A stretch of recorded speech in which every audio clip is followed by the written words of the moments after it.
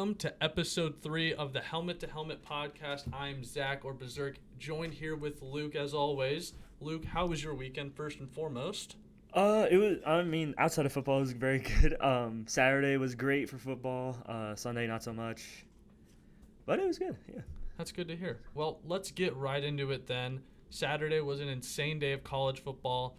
Probably the craziest of the week so far, even though it seems like they just keep on getting more and more insane. The game I wanted to start with was actually your Ohio State Buckeyes. They had the noon game, so thought we would start there. None of the games from Thursday or Friday were really too interesting to me. Shout out to South Florida for proving me wrong. Oh, yeah. But Ohio State just keeps proving to me that they're the best team in the country. Maybe Miami has a chance. They had a bye week, so chance for them to rest. But I really just think Ohio State, they keep dog walking everybody. They could win any game by 20 points. I just still don't think they're opening it up as much as they have to. Yeah. But what was your take on the game? Julian Samuels is a 5-star recruit, but he's still a freshman quarterback, so it kind of makes sense that they're not just letting him rip it every play. Watching this game, Ohio State was in control. It was 20-3 at half, 10-0 at the end of the first quarter.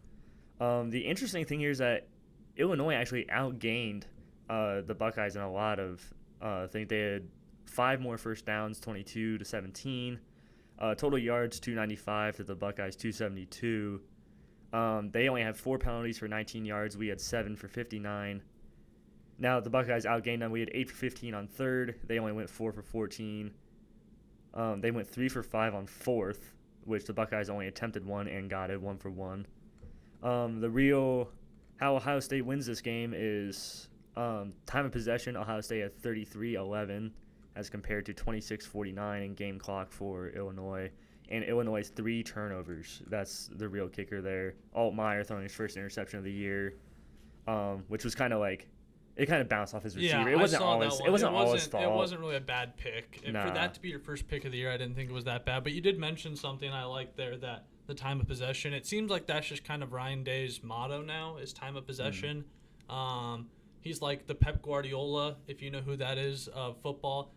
For those who don't know who that is, he's a soccer manager known for keeping the ball for long periods of time through possession. Coaches the best team in the world, Manchester City. But anyways, I just think Ohio State's defense, there's never a game where a team can, spark 2 big plays on them in a row or have 2 drives in a row where they just look bad. That defense it's a bend, don't break, and they don't even bend. Yeah. They're just a brick wall, it seems like. Well, Illinois, shout out to them. They did score the most points on Ohio State's defense this year based on any of our opponents. And they moved our points per game from 5.5, I believe. Or no, it's 5.0 to 6.8, so congrats. Arvell Reese has been just having a breakout couple weeks. He had 1.5 sacks. Sonny Styles, 10 tackles with the Buckeyes. It wasn't a big stat day for any of the Buckeyes. But, we still got it done, scored 34 points. And we win, remain perfect, 3-0 Big Ten.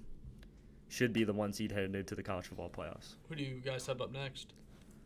Who do we have up next? Let me take a look here. We Wisconsin. have Wisconsin. At Wisconsin, Easy. I think we got that. That'll be a Luke Fickell potentially loses by 50 and is gone the next day game. And then versus Penn State, that Penn State is one of the teams in the nation right now. So one of the teams in the nation. We have them at home as well. We don't have another challenging game, of course, until the game in Ann Arbor versus the cheater team. Hopefully we win that one. If we don't, I don't even know what happens. Yeah, that would be real bad. But that's way too long in the future, I think, to look at. Oh, Michigan, anything could happen. Michigan isn't looking good either. They just lost to USC. We can bounce to that game quickly since we're on that topic. Michigan against USC, one of the later games of the night. Michigan's got a lot of problems, and I think it starts at head coach Sherrone Moore. The games that he's been out with suspension, they've looked better offensively.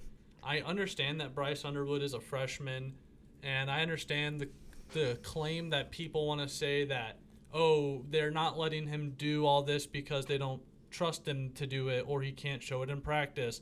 I don't think it's that way at all because he has shown he can do it. He's made a few bad throws here and there, but that's what any freshman quarterback is going to do. Football.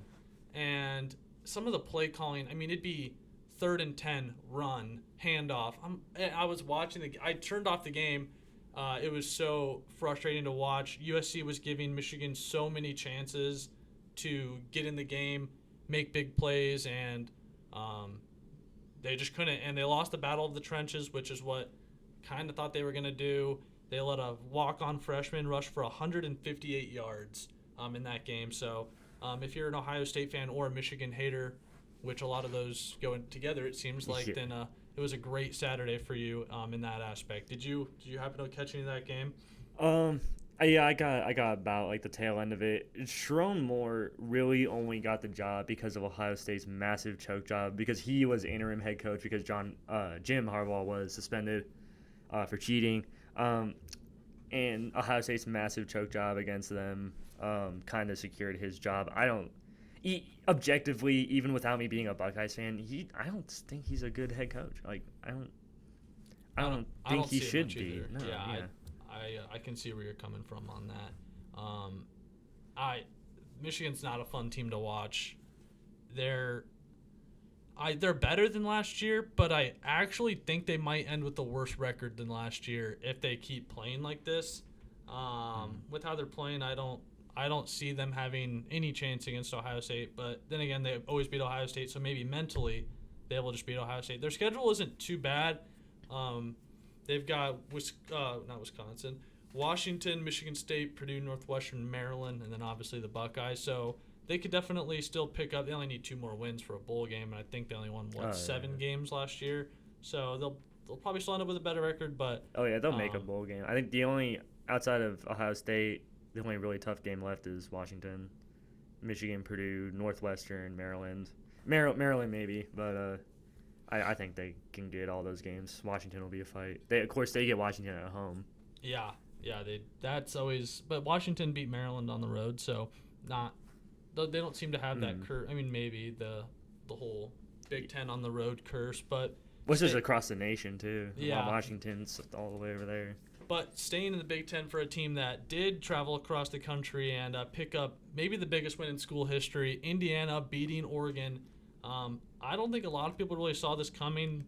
I've seen a lot of Indiana fans on Twitter having a field day with retweeting things that people said about them and that they didn't trust Kurt Cignetti. This team is amazing. Probably the 3rd best team in the country, in my opinion. I would say they are number 3 right now. Behind Miami and Ohio State, which I think is a correct ranking for them, because I think everybody had Oregon in that category with Ohio State and Miami, and so I think you beat a team in that category, you deserve to be in that category.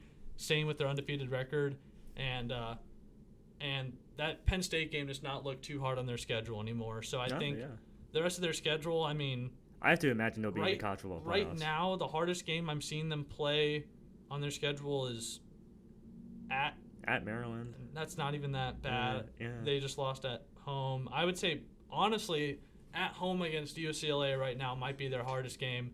So I think that they could kind of now waltz into the playoff, into the Big Ten championship. I mean, UCLA's looked a little better with that interim head coach, but I love UCLA right now. Yeah. They're so much fun. But yeah, Indiana, that game, it was back and forth the whole time. Was probably the best game, one of the best games that I've watched all year. And in the 4th quarter, Indiana just showed that they had the clutch gene. That big pass from Mendoza, cap off that 6-minute drive in the 4th quarter. They just looked like the better team. Dante Moore, 2 interceptions, not his greatest game. And I don't know, it kind of seemed they were kind of up and down, back and forth on their offense. It was just kind of one of those Big Ten games, even though Oregon's not a traditional Big Ten team, but just one of those scrap. Even though the score is 50 points total, it seemed scrappier than that. But yeah, I'm happy for the Indiana fans getting their big win, staying undefeated.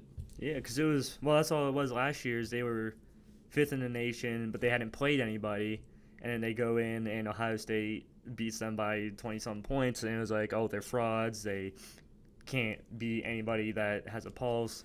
But, I mean, this year they knocked down who was top 10 Illinois and number 3 Oregon. So, yeah, they seem to be not frauds this year. No. They're pretty good. Definitely not. I have to imagine they're in the playoffs. Yeah, I mean, yeah, we said their schedule. I can't see them losing more than one game. They might lose a fluke game. It happens, but I can't see them losing 2 games. So, congratulations to the Hoosiers. Going on to the SEC for a little bit, Texas, Oklahoma, and I don't know. I don't know if Texas just looks a lot better, because I thought Arch did look better than he has in weeks previous, but not so much better. I just thought Oklahoma, they didn't look great. I actually didn't see the rankings. I'm checking right now. I guess a live reaction to the rankings. They dropped to 14. Honestly, thought they could have dropped more. I know John Mateer was not 100%, and he didn't look 100% while I was watching the game, and the game was very close for a very long time, and the score probably doesn't show how close the game was. It was 6-3 at half. Yeah. Oklahoma had the lead, and I kind of thought that they were gonna, maybe get one touchdown in the second half and just kind of coast to like a sloppy 13-3 or 13-6 win. And all I'm gonna say about this game is that I miss those teams in the Big 12, because I hate this. The total points in that game is 29. What happened to the Red River shootout that we used to know, where 60-55. It was bet the over and don't even question it. It's going to hit every time. The total scores would be in the 40s for both teams. This football is bad. I don't like it. I don't like it at all. It makes me angry. It was sad watching the game, and at halftime, like you said, it was 6-3, which I'm not going to look it up, but I would be shocked to know the last time that game was single digits for both teams at halftime, because it seems like it's usually both teams are in the 20s at halftime, not teams are 6-3. 6-3, I mean. Mateer, I said last episode, one of my favorites for the draft, because as a Browns fan, I am looking towards the draft in October. But, 3 picks, and in the highlights, live, I only saw his last interception, which kind of bounced off his receiver's hands, not totally his fault. It was kind of an off throw. But his first 2, do not look good. But his first game back from injury, perhaps Oklahoma trying to get him back a little too quickly, just because it's the Red River and they're facing Texas. I'm looking. What's interesting here is Arch Manning, 21 for 27, 166, and 1 touchdown. That's more like efficiency than previously. Yeah. So I'm wondering if that's his new style, if he's just going to take care of the ball more and be more efficient, and if that works for Texas, and start winning games. I have some stats. Some history. So, as we said, the total, 29 points. The last time that the total was under 30, there was 2009. The total was also 29. It was 13-16. And then before that, the last time was in 2004.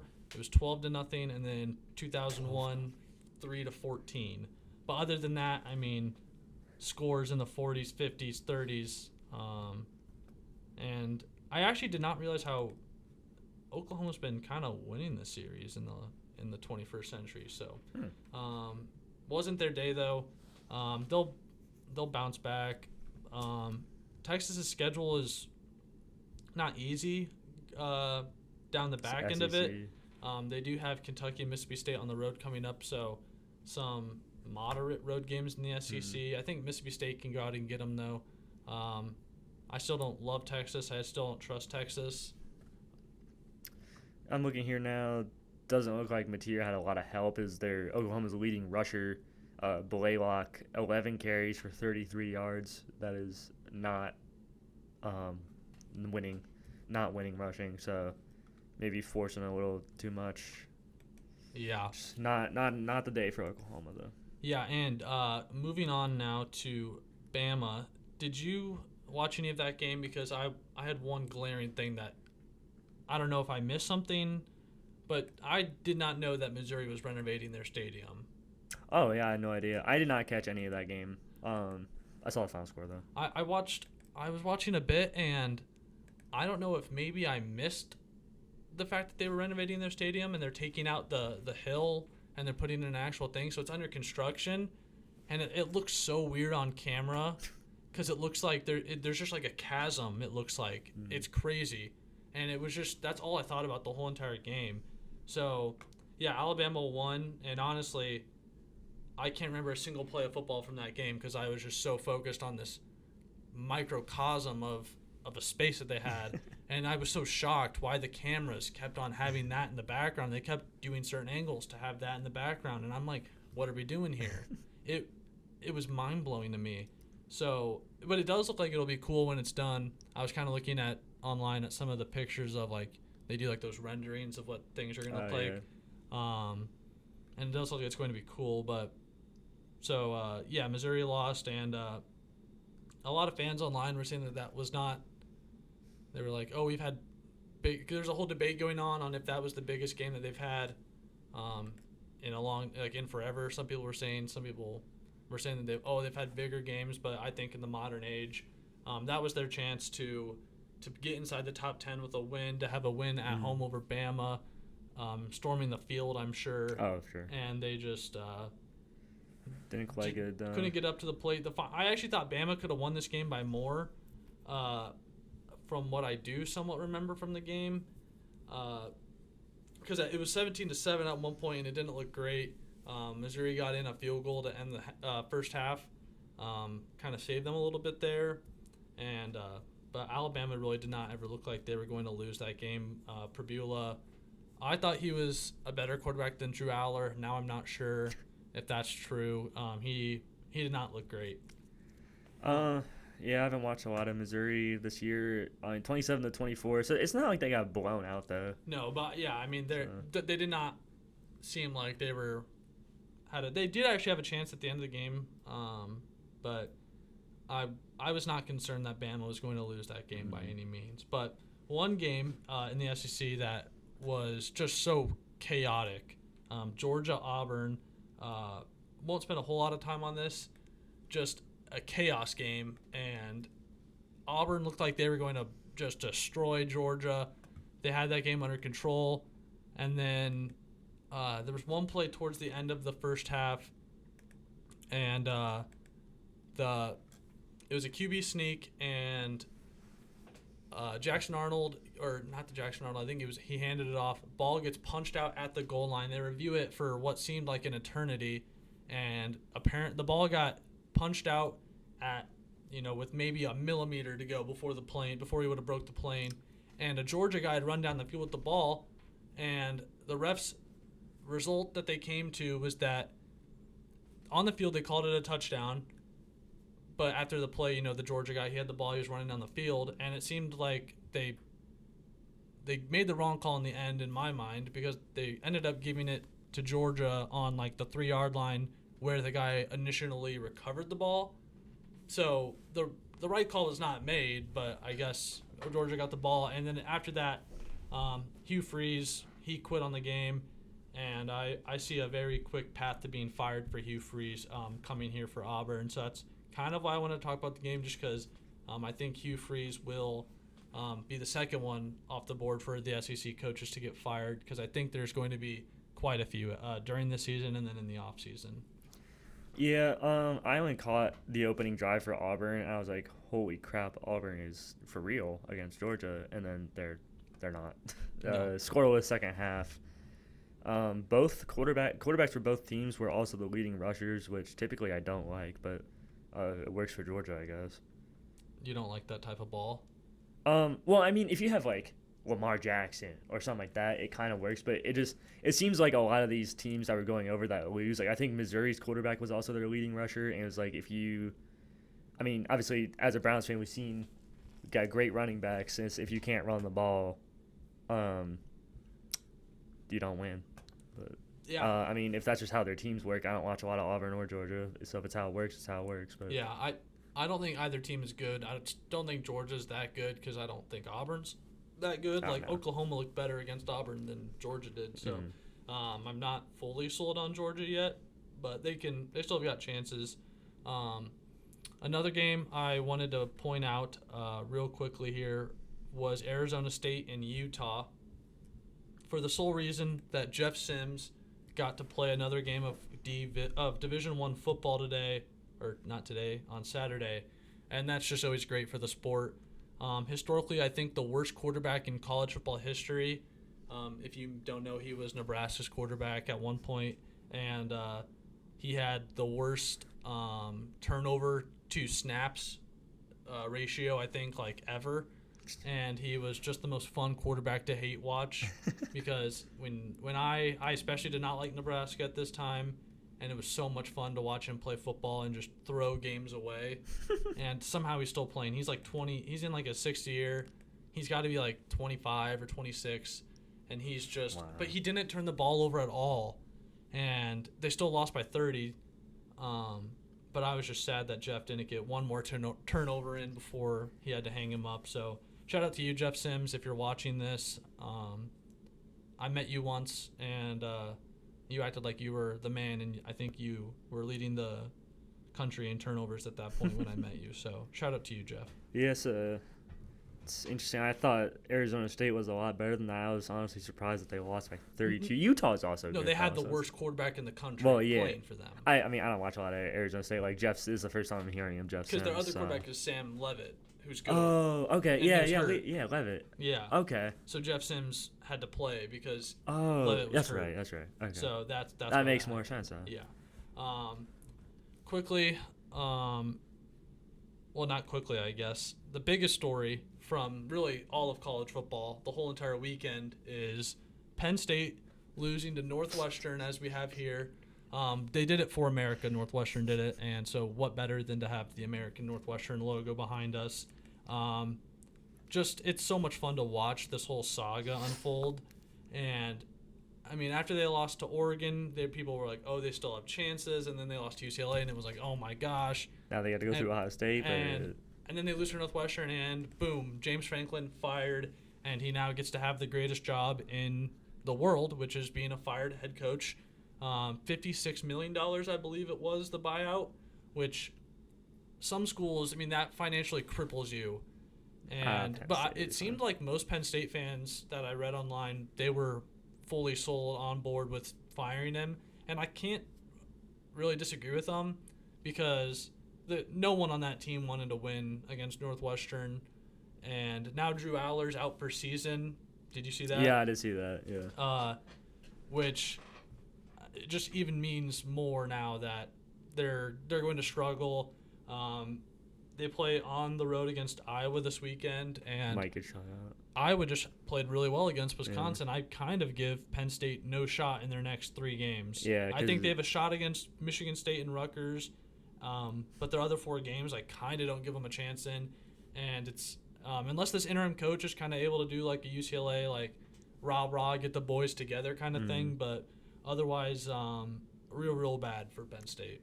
Yeah, as I said before, I wanted James Franklin at Penn State for life. Unfortunately, doesn't happen. But I mean, can't say didn't see this coming. People have been calling for him to get fired forever because he can't win against ranked teams. Like you said, it's at Iowa, and then their next 2 games in Columbus against the Buckeyes, and then they got Indiana at home. It's not going to matter. Even having Nebraska at home, like you said, Nebraska is in the top 25 now. They are 25th. It's not happy in Happy Valley, as a lot of people have said.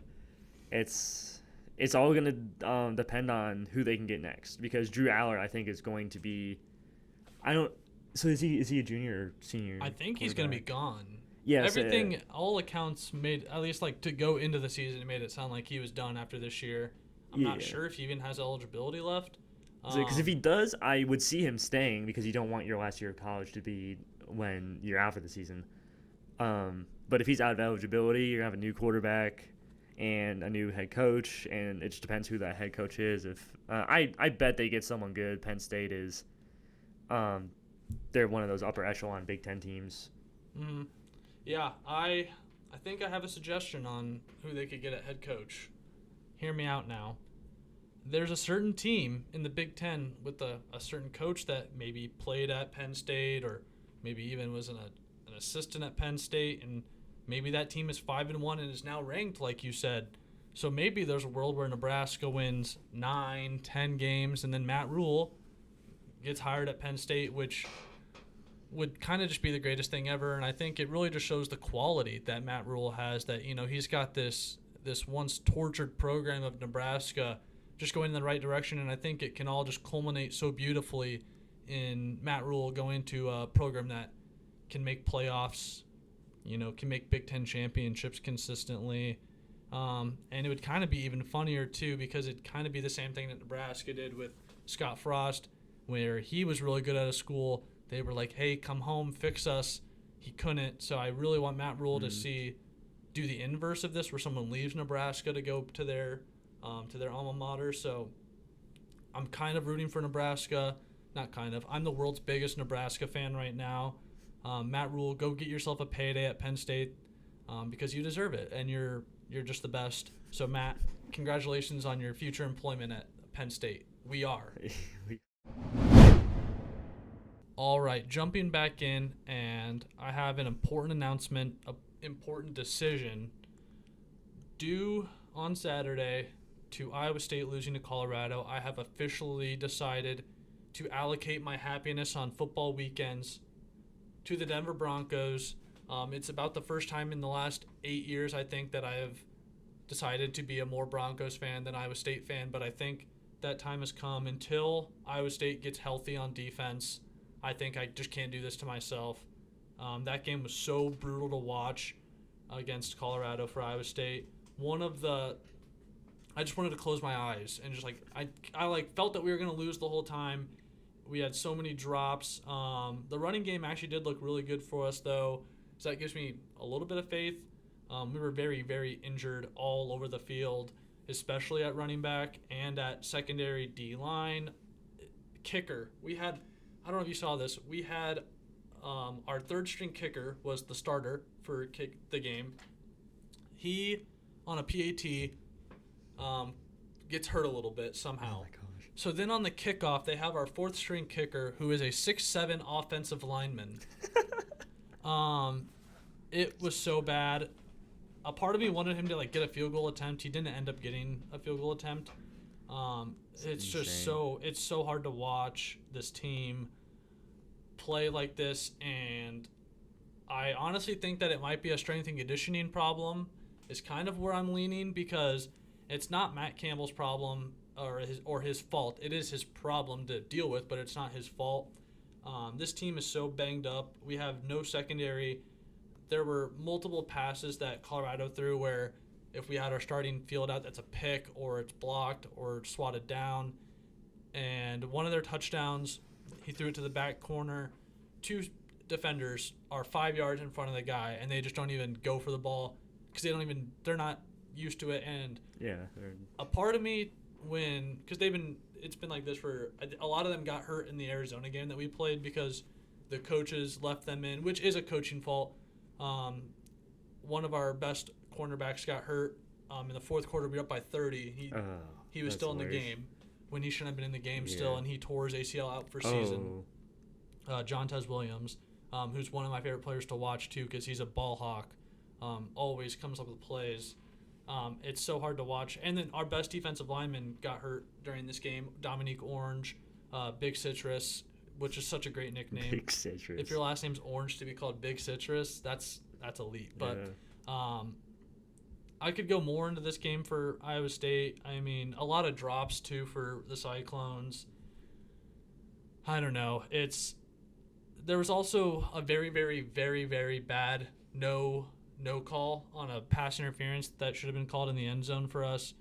We had, I think it was I don't know if it was third or fourth down and goal, and our tight end did like a 5-yard out route, and he gets pulled down to the ground, and the referee's right there staring at it, and no call. No, that's cool, bro. Fans online are relentless. They even brought in like the announcer, the Mike. I think it was ESPN, so I don't think it was Mike Pereira, but they brought in like their booth guy and he was like, I don't know how that's not a pass interference. Yeah. Which I hate hearing that, because so many times in my life I'm sure every fan has, where like it's like, oh, after the game the referees or the whatever apologize for that no call. I'm like, don't apologize. No, just make the call. Like I don't want to be apologized. Oh, sorry that we blew the game. Like I hate that. That needs to die. You're gonna take the L off the statue. Yeah, that needs to die in referee culture, is like people apologizing for a ref's decision. Either fire the ref or don't apologize. Yeah. Because sometimes they apologize but the ref doesn't get fired, and I'm like,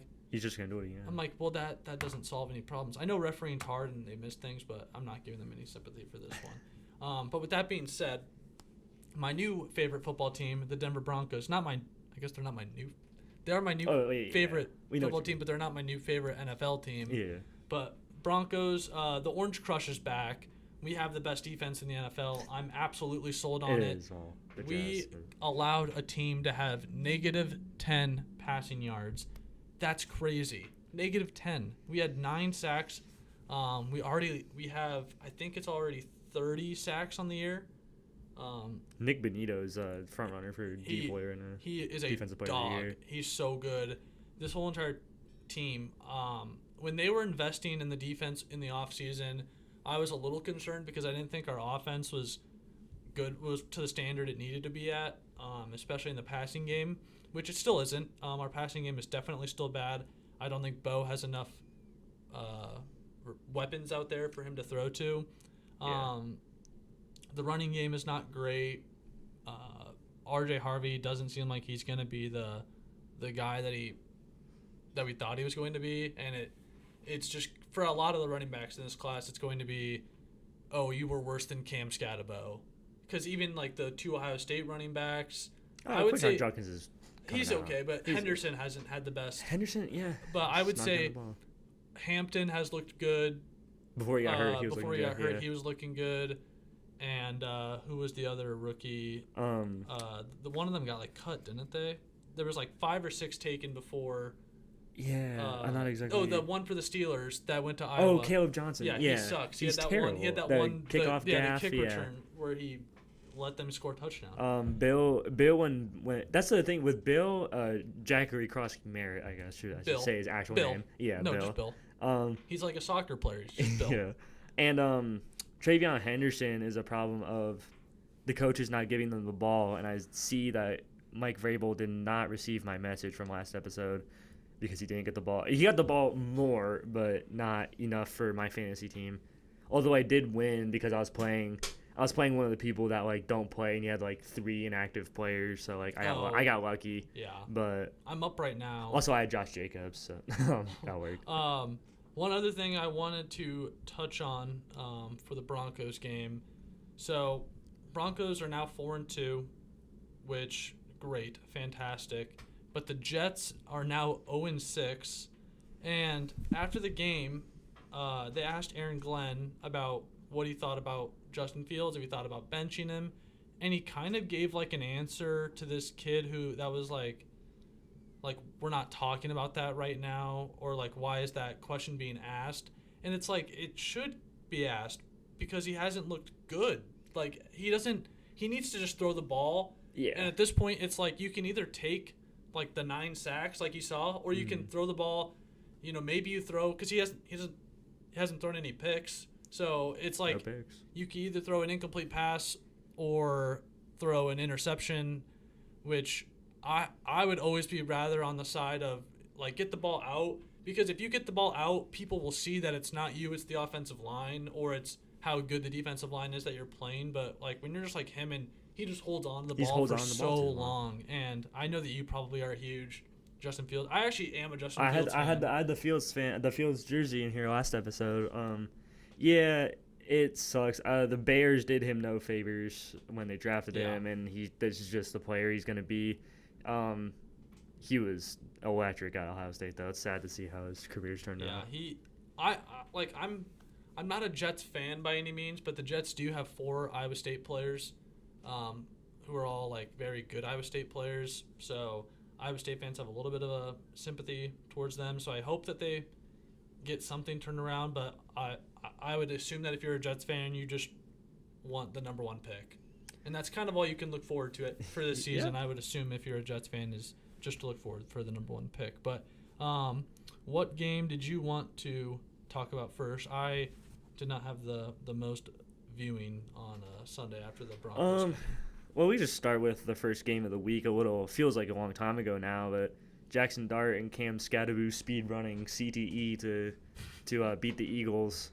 Cam Scadaboo might have a 4-year career, but man, he is awesome to watch. Those 4 years are going to be electric. Yeah. I don't know if you saw After the game, Scadaboo was getting a post-game press conference. Yeah, and Jackson Dart walks over and goes, up there.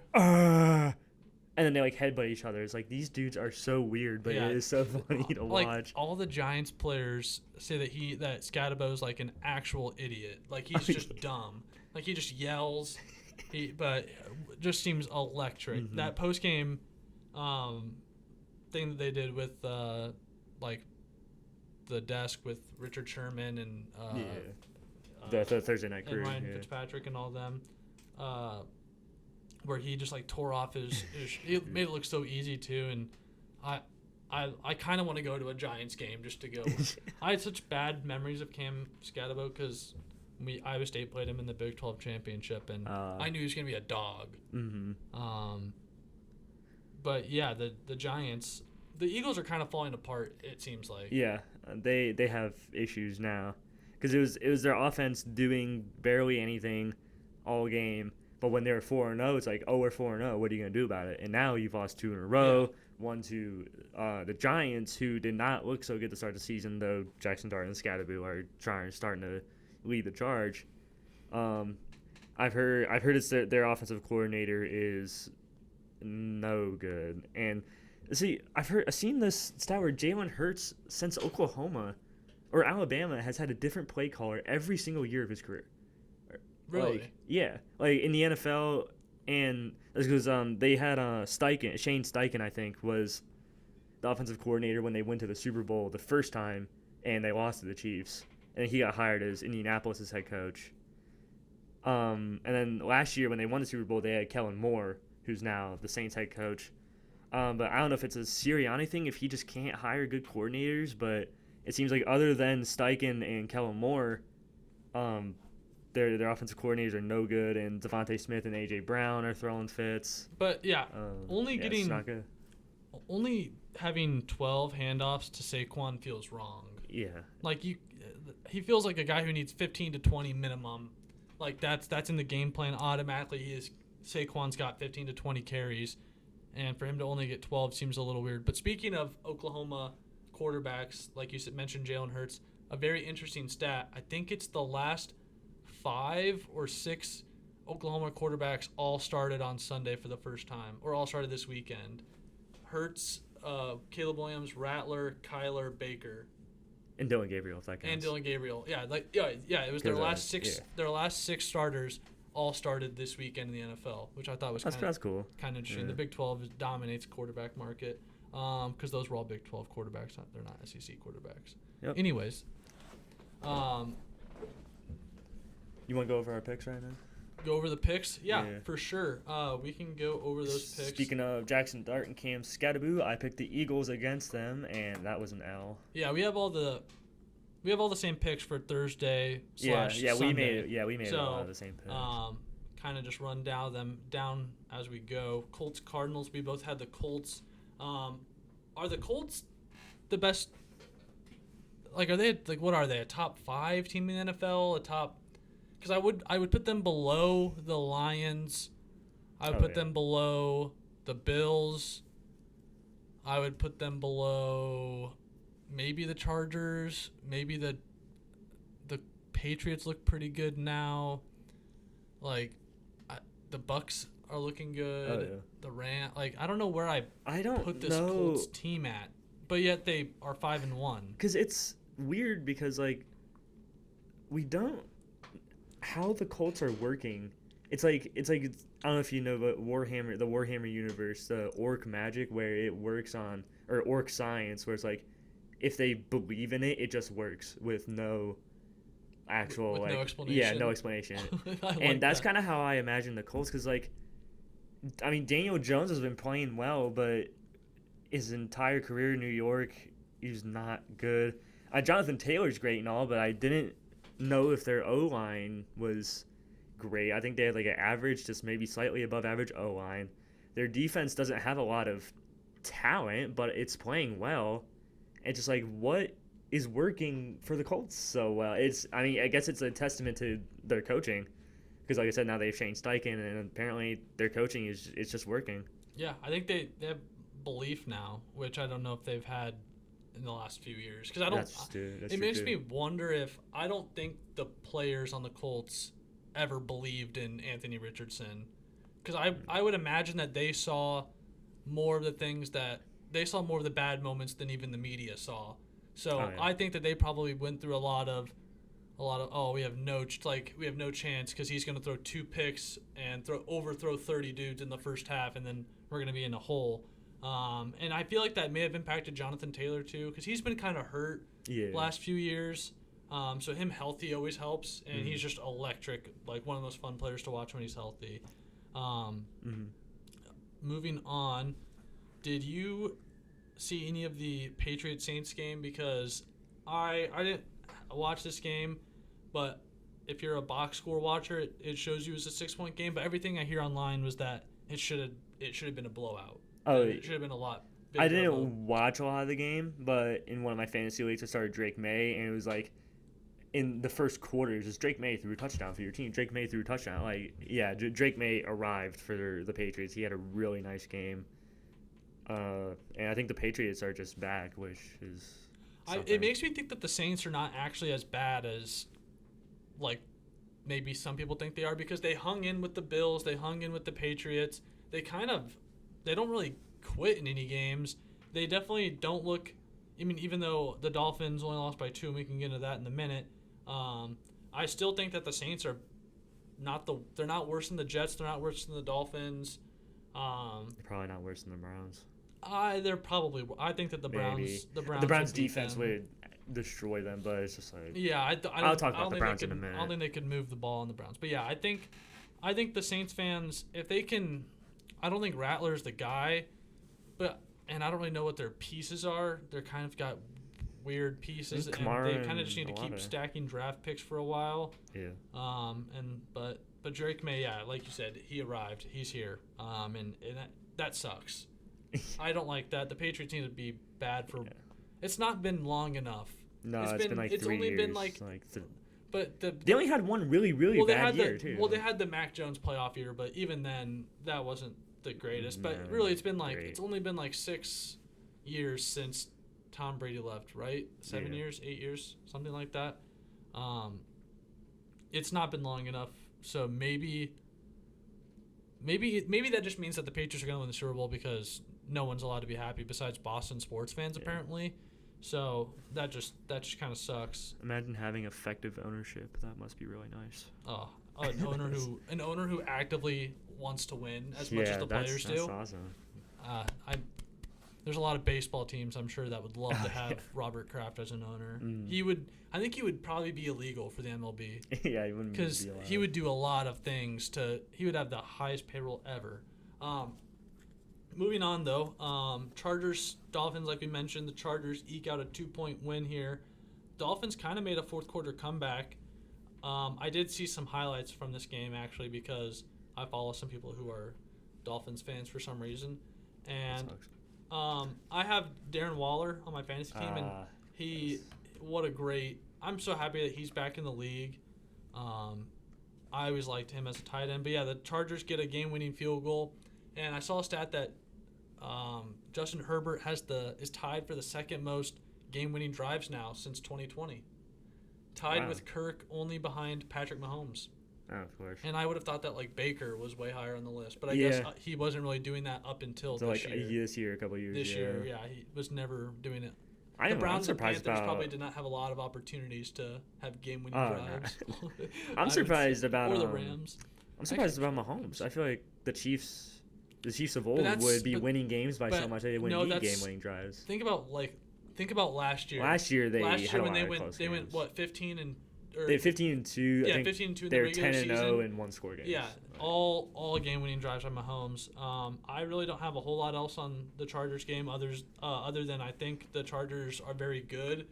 they just Need to get a little healthy. they need to get their O-line healthier. A lot of them, I think, aren't coming back for a while. Slater's out for the year. I think and Alt is out for a couple more weeks. It makes me very happy as a Broncos fan because I think that the Broncos, the next time that we play them, will have even though it's like the last game of the year, but it might mean a lot. And so if the Chargers O-line still isn't healthy, with how our O-line's playing now, I think we're playing even better now than we have been. Gives me a lot of faith for that game. But Steelers-Browns. All right. I have been planning this segment for a while now. So, the Browns, embarrassing loss. And, when a team is 1-5, I've seen so many people saying, oh, fire Stefanski, fire Andrew Berry, GM. And that's easy to say. That's a lot of that happens. And especially for Stefanski, because what Kevin Stefanski does is he is the offensive guru, is what he was hired for. And the Browns have not scored 18 points in a game this season. But you have the other side of the coin where what does Stefanski have to work with? He has Quinshon Judkins and Dalen Sampson both look good. He has Njoku and Fannin, but Jerry Jeudy can't catch a cold. He has more. Did you just say Jerry Jeudy can't catch a cold? Jerry Jeudy has like more fights started than catches this year. He's terrible. Cedric Tillman is hurt, probably for a while. Isaiah Bond, if you want to be an optimist, needs time to get better. Our O-line is terrible. We traded for Cam Robinson, and he had like a bunch of holding calls. He's probably still better than the guy he replaced, which is even worse. Our interior offensive line is actually healthy, but they're just old now. Heard Joel Bitonio and Wyatt Teller are both on the trade block. But what needs to happen is deeper. So I was talking with my dad, and he told me a little story that when Josh McDaniels was in the cycle for head coaches when he got hired to the Raiders, he actually visited the Browns. This was after we fired Freddie Kitchens, before we hired Kevin Stefanski. And he said to their faces that the way the Patriots building works to win as much as they did, the Browns building is not like that. And the Browns have a losing organization and a losing mindset. And they showed him the door and told him to get out, which I'm glad we didn't hire Josh McDaniels as a head coach because he's a terrible head coach. But he was also right. And who needs to go doesn't get mentioned a whole lot, but his name is Paul DePodesta. He's a chief strategist officer, something like that. And if you recognize that name, is because he was vital in the Oakland A's Moneyball era. He was like, I think he was a GM. And he is an Ivy League super nerd who surrounds himself with other Ivy League nerds like Andrew Berry and Stefanski. And I like Andrew Berry and Stefanski. I think Andrew Berry just had a phenomenal draft class. You see Mason Graham, Carson Schwetzinger, Quinshon Judkins, Dylan Sampson. The only real question marks are the quarterbacks, Dylan Gabriel and Shedeur Sanders. A lot of people are clamoring for Shedeur, but I think he would be like Justin Fields. I think he just holds the ball too long, and he's going to get killed.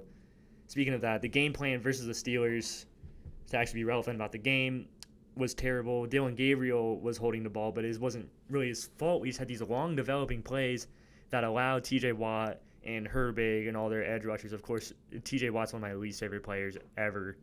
And he just has a day. And our defense is now being schemed against because teams found out if you get the ball out in a second and a half, Myles Garrett, nobody can get a sack in less than 2 seconds. So that's what they do. But going back to DePodesta, our previous GM to Andrew Berry was John Dorsey. And he drafted Baker. And he wasn't perfect because he brought in Odell. And while that looked like a good trade at first, it just didn't work out. But no one's perfect.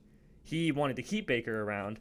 And after firing Freddie Kitchens, he wanted to bring in a head coach, a little-known head coach known as Dan Campbell. He wanted to hire Dan Campbell. And to DePodesta, he was too much of a rah-rah jock dude to be a good head coach because he's a nerd, Ivy League nerd, and told him to go. And we all know how the Lions are working with Dan Campbell right now. very good Super Bowl contenders, playoffs, perennial playoffs. It is working, even without Ben Johnson this year. So Dorsey's gone. Dorsey's also working with the Lions now. As he's in there. He's kind of where DePodesta is. He's in some kind of strategy officer. So that's what's going. I think until he is gone, the Browns are going to keep making these dumb decisions to like trade for Watson. Like Jimmy Haslam, the owner, came out and admitted that he forced Watson on the franchise. So I don't blame Andrew Berry for that. But I think that's just what's going to happen until DePodesta is gone. There's probably little hope unless the Browns get really, really lucky with some guy. Now, to get rid of DePodesta, you're probably anybody under him being Barry and Stefanski and Jim Schwartz, the defensive coordinator, probably all gone. But I think that's the price to pay to do it because DePodesta has done nothing but lose. I think he was hired around the same time we hired Hugh Jackson, who famously went 3-36-1 in his years as head coach, including the 0-16 season. So yeah, I mean that's just what's gonna happen. The Browns are not gonna be good this year. I mean, we play the Dolphins. I think if we lose to the Dolphins, I think Stefanski could very well be gone, which I can go either way on that. Because it makes sense when your offensive guru can't score 18 points. What does he do? But I just think the losing goes deeper, and until DePodesta is gone, that's just the way it's going to be. So congrats to Joe Thomas and Myles Garrett. We've wasted your Hall of Fame careers. Still a couple of my favorite players. Myles Garrett's my favorite player ever. So, yeah, that's it. That is my TED. Welcome. Thank you for attending my TED Talk. Yeah, that's, passion. That's what you call that.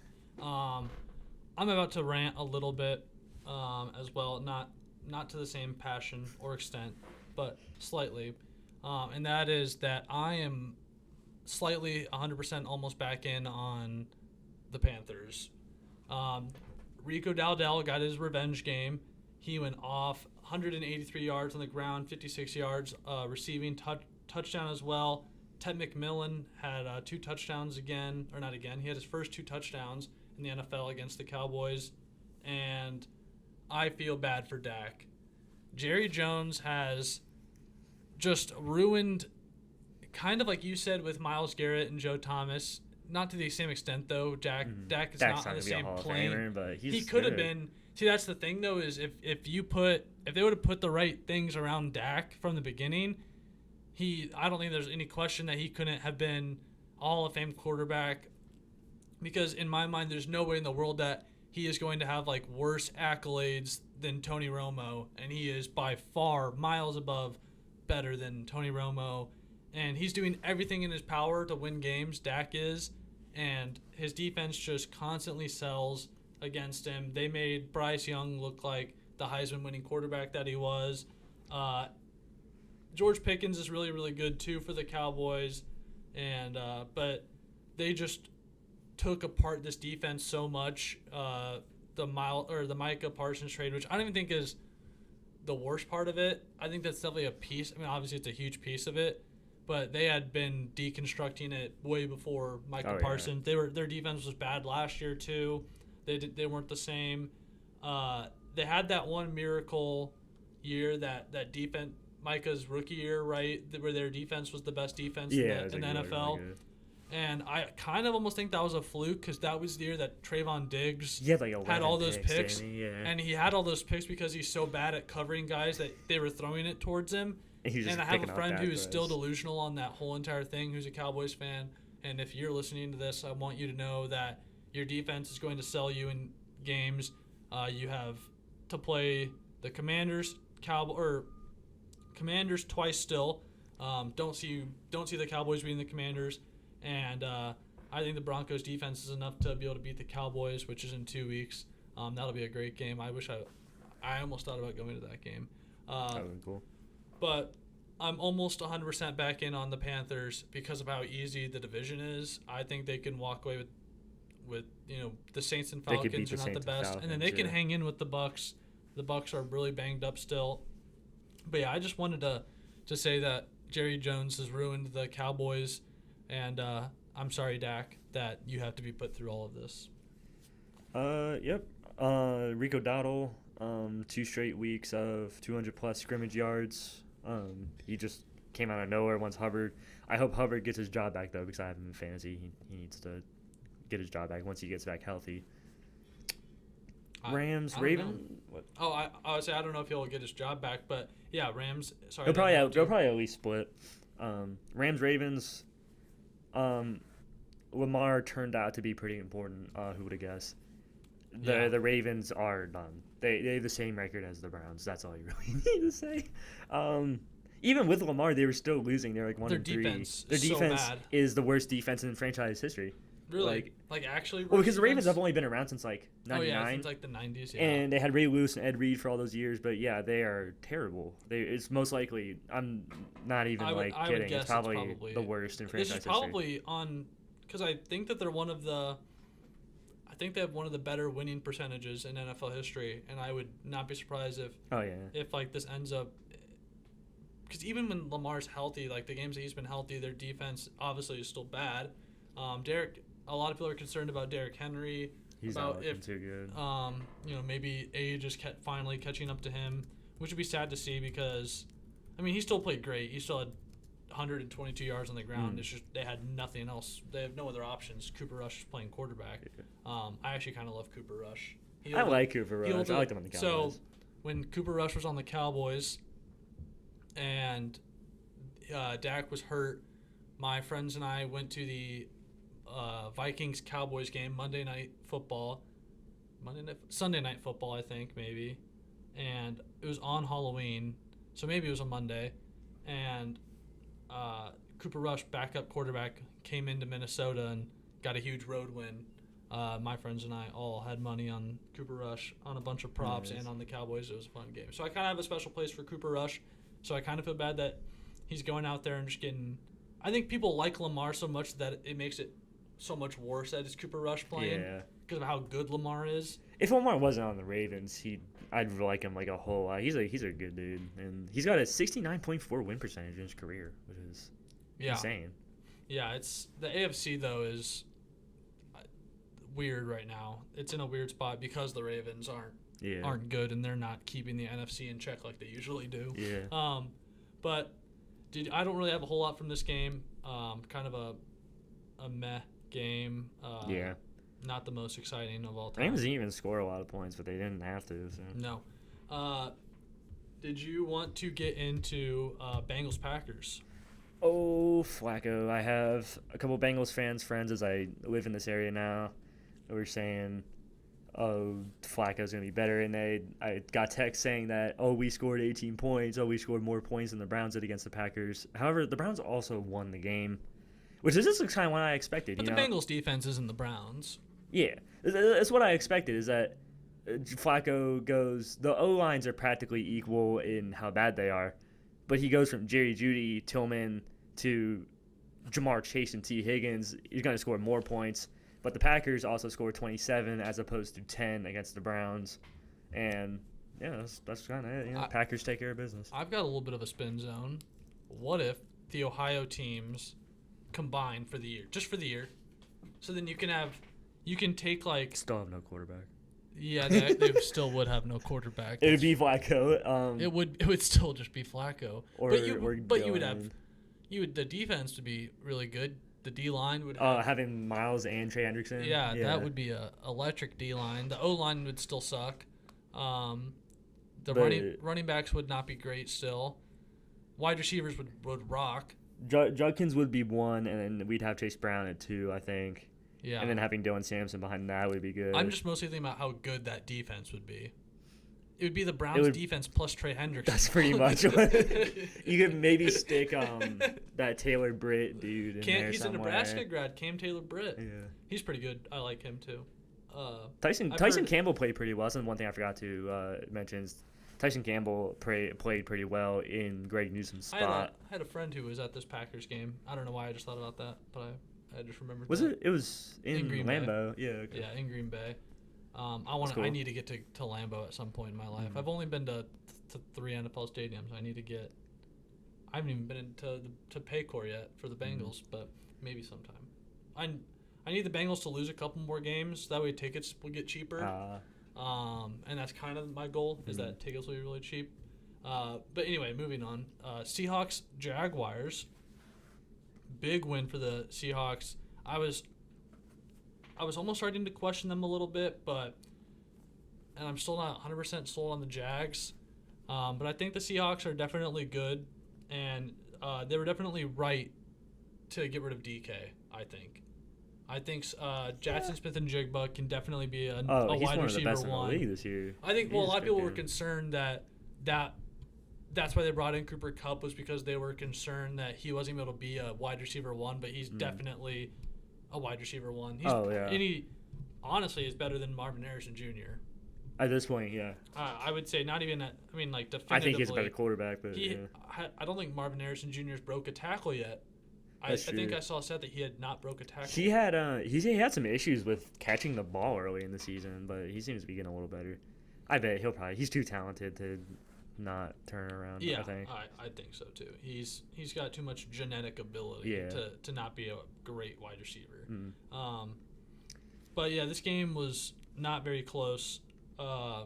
Jags didn't score till in the fourth quarter. They got touchdown, 2-point conversion. Other than that, I started. They failed the 2-point conversion. My apologies. And they had the touchdown in the first quarter too. And that Seahawks looked really good.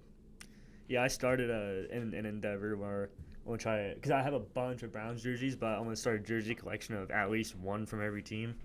And I ordered my first two. Were Justin Jefferson and Jackson Smith and Jigba.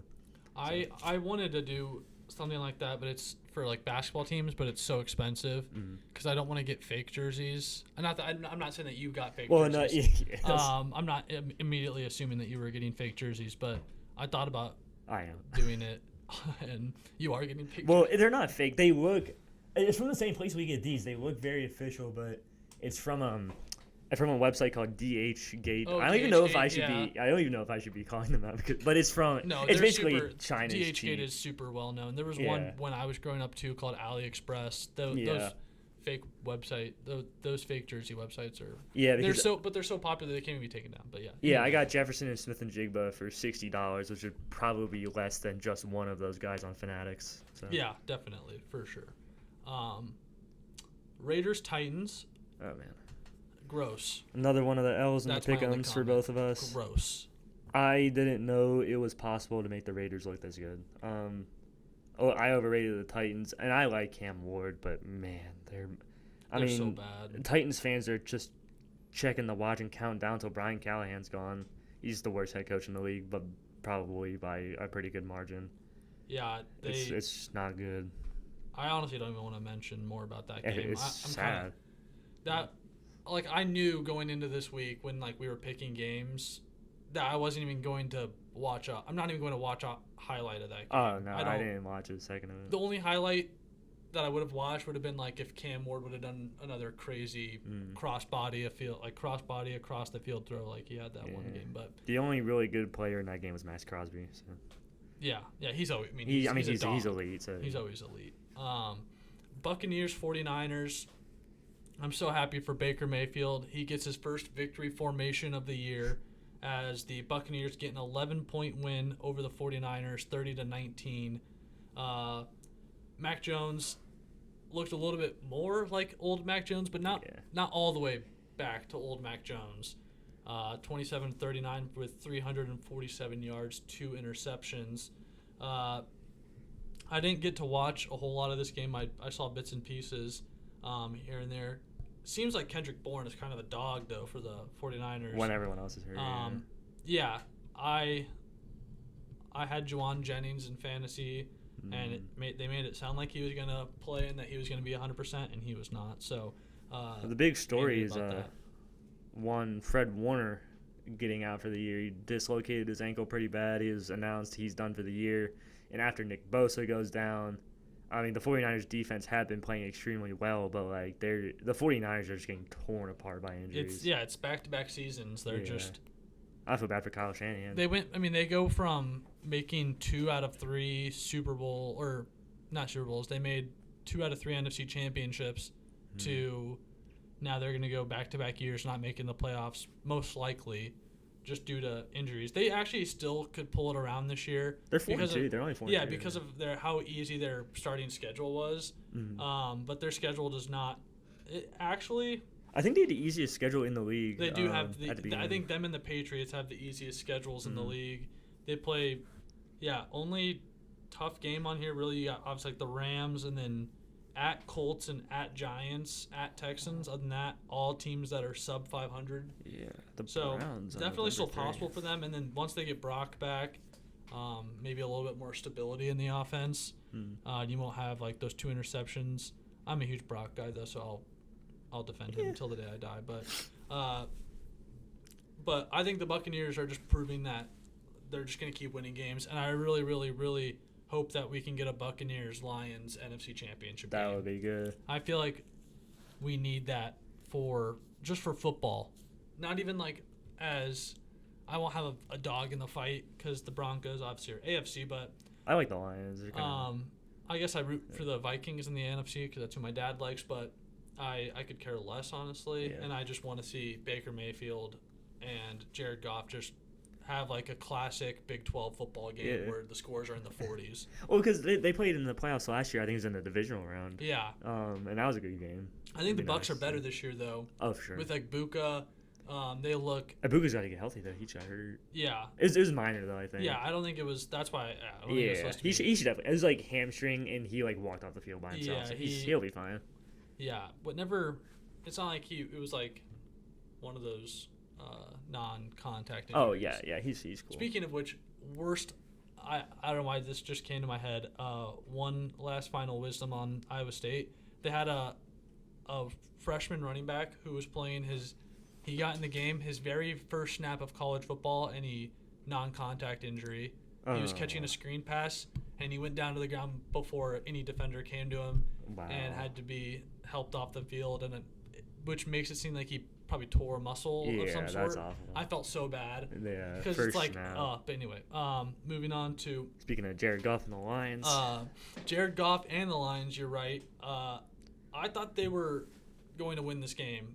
I have no idea what happened. I was watching, and I had to take a break to go run an errand, but the Chiefs had it 4th and goal.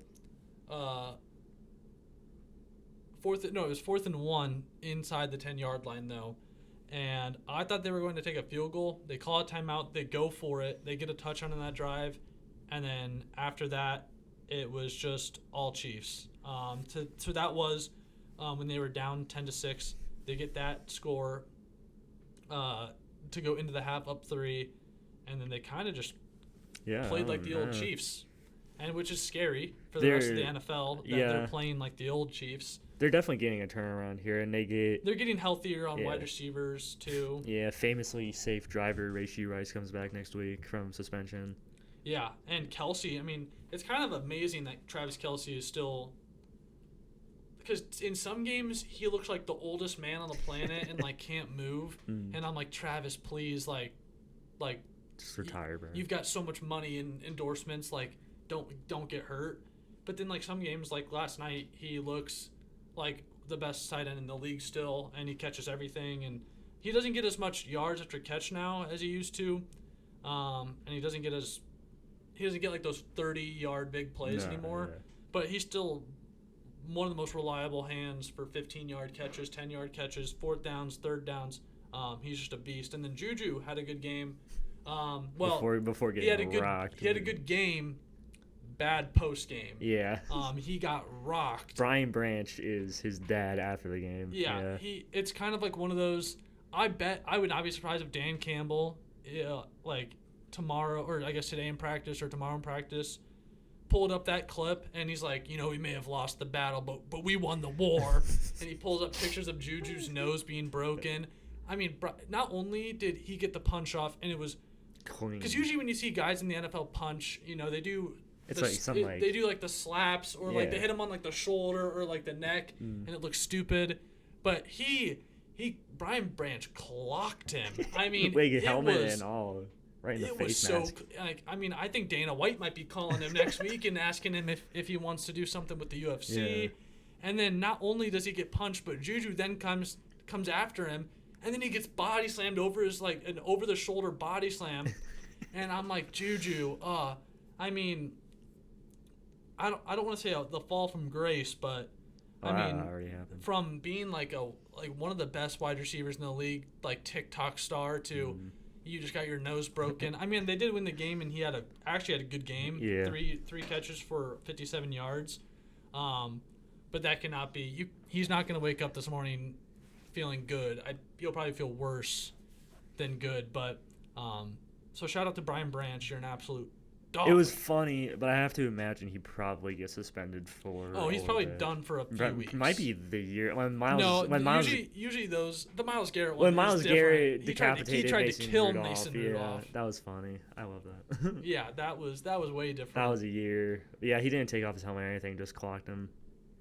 Yeah, but it still would not surprise me though if Dan Campbell used it in some sort of like weird backhand, like this is gonna make us better, or like this is what we need on this team kind of thing. Because that just seems like a Dan Campbell kind of not move, but kind of something that he would advocate almost. Yeah, tough loss for the Lions, but I mean they're gonna be fine. Yeah, I think this was more of a Chiefs looked really good at home. Yeah. And they looked like they were healthy again. And Patrick Mahomes has more than 2 targets out there now that Worthy's back and he's healthy. And just him being on the field gives them such more of a dynamic, I think. Yeah. He only had one rushing attempt today or last night, but he's going to get more. And even just him in motion, it makes defenders think because he's so explosive. And the Chiefs are definitely getting it together, though, which is very, very scary. That is going to do it for us here today. Stay tuned later this week. I think we're going to have some more episodes out this week. We're going to have one on NBA preview. We'll do another preview for football this week, go over our picks. But other than that, nothing else from us today. Have a good rest of your day, guys. Yep.